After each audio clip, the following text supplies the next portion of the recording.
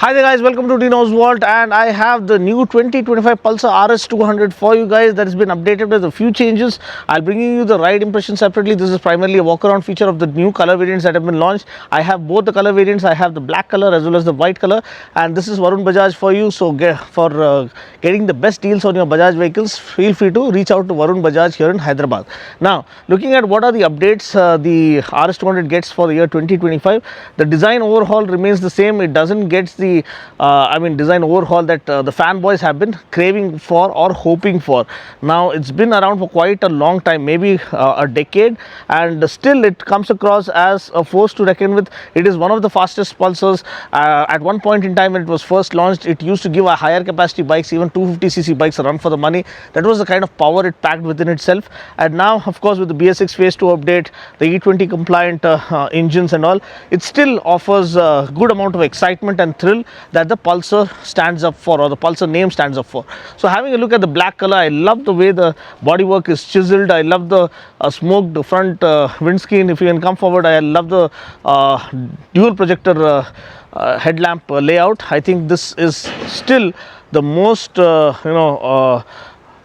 the best lighting that a bike has to offer in this price point. Dual projectors offer superb light throw, so much so that people who used to tour with the RS 200 rider used to have this, especially my friends group, there was an instance where the lights failed for the rest of the bikers, and they used the RS 200 lighting such that they could ride back home during the night. That is the kind of light intensity and the light throw and the light spread that the RS 200 has on offer.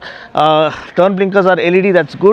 Telescopic forks are still offered. We don't get USD forks. That's a kind of a sad thing, because even the 200NS and even the 160NS gets USD forks. I wonder why they have deprived the RS 200 absolute blast of a track machine to have not yet been updated with the USD forks. So that's okay for Indian conditions. Yes, telescopic forks are less of a hassle, maintenance free, and much more conducive for riding over the pothole-ridden city streets. But still, for a race-bred machine, which they are calling pure race and whatnot, so I think it deserved USD forks. Again, massive 300mm disc rotor right over here, pedal discs front and rear, dual channel ABS as standard, 17-inch wheels front and rear. Again, you don't get radial tires. That's another sad fact about this motorcycle. This engine deserves more better equipment to kind of support the kind of the power and the adrenaline rush it packs within itself. So you get 140 section rear tire, 110 section front. These are MRF Nilo grips, so I wish they offer radial tires in the days to come. Again, the engine is a 199cc single cylinder liquid cooled fuel injected engine that puts out around 24.5 PS of max power and 18.6 Newton meters of max torque.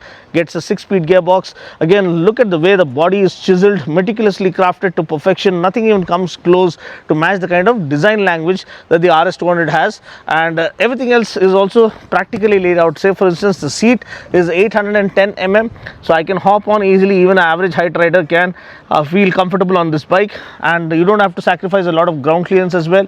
157mm of ground clearance is more than ample to clear all the speed breakers that you come across in the city. Again, look at the seat height. I can flat foot on one side, being around close to 5 feet 7 inches, and I love the engine cowl. The front fairing and the engine cowl is so sharp and sleek and looks pretty much up to date even now, 10 years later after its launch. So this design was well ahead of its time. Again, the Pulsar branding in 3D right over here.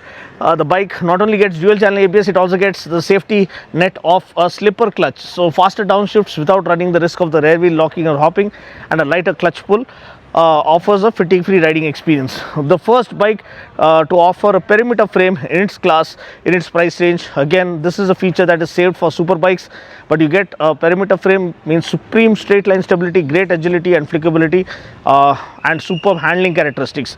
Add to that the inclusion of a gas charged monoshock, and the handling of this motorcycle goes to another level altogether. Mass centralization is well apparent. Looking at the short stubby exhaust, again has a good throaty exhaust, sporty exhaust note to it. So 6-speed gearbox with the well matched gear ratios.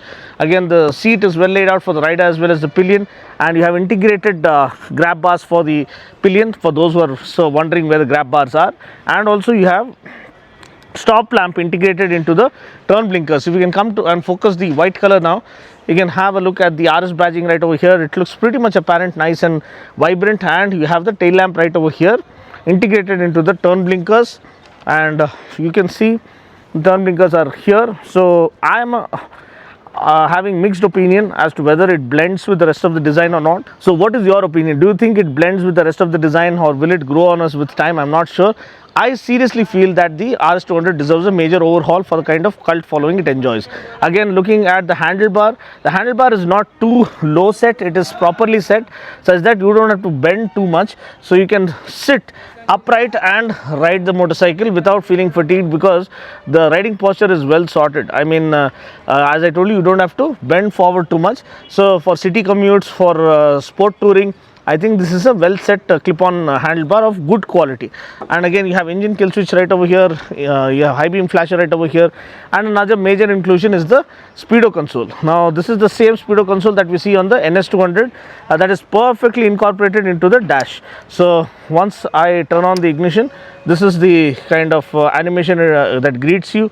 You have a tachometer, gear position indicator, speedometer, time, you have fuel gauge and instant fuel economy, average fuel economy, you have Bluetooth connectivity, turn by turn navigation, call, SMS, email alerts, and you also have these different ABS modes. If you can have a look here, I hope it's apparent. Yeah, so this is road, rain and off-road. Okay, so to change the modes, all you need to do is flick the switch right over here, mode switch, and you can switch between rain, off-road and road. So road is primarily for city rides, rain is for such rainy conditions where the ABS intervention is maxed out, and off-road is when you are riding on dirt patches. So that kind of wraps up the overview of the Pulsar RS200. What do you think? Do you think it still packs a punch in terms of value for money? Do you think it looks relevant 10 years down the line with a few sticker upgrades here and there, and new decals and new paint scheme? And do you think it deserves a better overhaul for the year 2026? We don't know. So this is what you get for 2025, and the pricing 1,85,000 ex-showroom Delhi. Do you think it still offers supreme value for money at this price point? Yes, it is loaded with equipment. You have dual channel ABS, slipper clutch, you have a console, digital console with all the relevant information, 300mm disc rotor, a perimeter frame, and a powerful engine that screams and unleashes itself at the ring of the throttle. So what do you think about this RS200 2025 model? Feel free to comment below and let me know. I'll catch you guys in the next video, and I'll leave you with the exhaust note of this motorcycle, so you can come forward.